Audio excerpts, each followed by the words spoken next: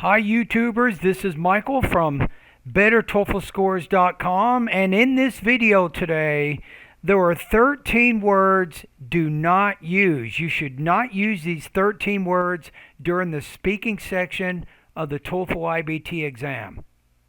Right? Why am I telling you this? Right, if you look at the actual rubrics, let's look at the independent speaking rubrics for a minute here. So we can see under language use, your goal is to have a high degree of automaticity with good control of basic and complex structures, right? Now notice with language use in the 3 area, it says response may exhibit some imprecise or inaccurate use of vocabulary or grammar or be somewhat limited in the range of structures used. So these 13 words I'm going to tell you, they will show that you have limitations with your vocabulary and they're not very precise. The next thing, in the 3 category, it says usually lacks elaboration or specificity. If you use these 13 words, you will not be elaborating and you won't be very specific. So avoid these 13 words so you can score in the 4 range. The goal is 29 to 30 points. You can do this. We can do this. I have many students who get 29 to 30 almost every month. You can do it. So what are the 13 words? Number 1, very. Avoid this word. There is no difference between my mother is very caring and my mother is caring. Very is typically used as an overstatement, so it's not needed.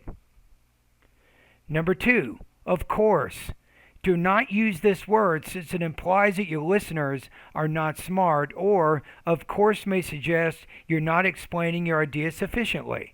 Therefore, instead of using of course, you could say clearly living in a dorm is a lot less expensive than living in an apartment. Thing or stuff. Use either of these words in your speaking task and the TOEFL IBT human raters' heads will explode. Using thing or stuff suggests that you do not know how to describe an object or some other phenomenon. I like the thing my friend did. That's horrible. My friend's helping me complete my homework showed her generous nature. Much better. Number 4. Always. Always typically overgeneralizes ideas and arguments. Therefore, do not use this negative adverb. My roommate always throws his clothes on the floor. It's probably better to say my roommate usually throws his clothes on the floor. Number 5, never. Similar to always, never creates an overgeneralization. What person, place, or thing never does a certain action? My roommate never lost her temper because she was a good person. It's a very weak sentence. Instilled in her that being angry was an acceptable form of human expression, my roommate rarely lost her temper. So rarely works better than never. Number 6, similar to very, so is also an overstatement. Our dorm was so hot. Very weak. The stifling heat in our dorm made it difficult to breathe. Number 7, a lot. A lot does not specify exactly how much something or someone is. Use more exact numbers if possible. I had a lot of ice cream. I had 2 dinner-sized bowls of ice cream. More descriptive. Good. Similar to thing or stuff, good does not appropriately describe a subject. Therefore, I am glad I had a good roommate. You could change it to say, I'm glad I had a commendable roommate. Number 9, nice. Nice is also unclear in meaning. Hence, choose a word that is more precise. For these reasons, I usually found my mother to be nice. I don't think so. For these reasons, I have usually found my mother to be cordial. Number 10, really. like very and so and other types of intensifying adverbs, really adds almost no meaning to your ideas. Thus, really is not a precise word. I told my friend that it was really important to talk to the professor if he had questions about his final term project. I told my friend that it was distinctly important to talk to the professor if he had questions about his final term project. 11. Anything.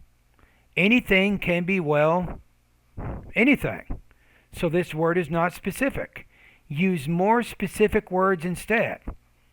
I will do almost anything in order to live with a compatible roommate. Interviewing several people before making my choice, requiring references, and making sure the chosen candidate gives me a $2,000 deposit will ensure that I can select the most qualified person to live with me. So instead of saying anything, I was very specific as to what I would do. Anytime you're more specific, that is much, much better.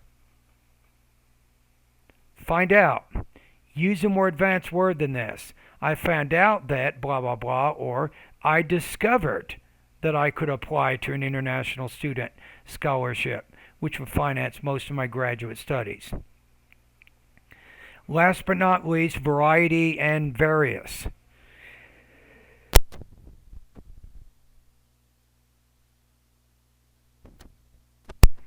Excuse me.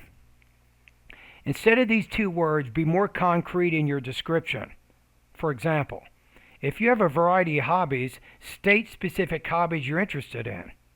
In my free time, I do a variety of hobbies. No good. Reading, writing in my journal, running, and hiking are activities I like to do when I have free time. Yes. So the goal here, the goal is to just be precise and be specific. Just try to be as specific as you can during the speaking section of the exam. Remember, you have SpeechRater, ETS's artificial scoring engine that's going to be listening to you. You also have human raters who listen to your speaking tasks to see if you're addressing the content required for the test. So the more precise you are, the better you're going to be. So avoid using these 13 vocabulary words and use the alternative ones instead. I promise you, it will help strengthen your language use area and your topic development area of the TOEFL speaking part of the exam.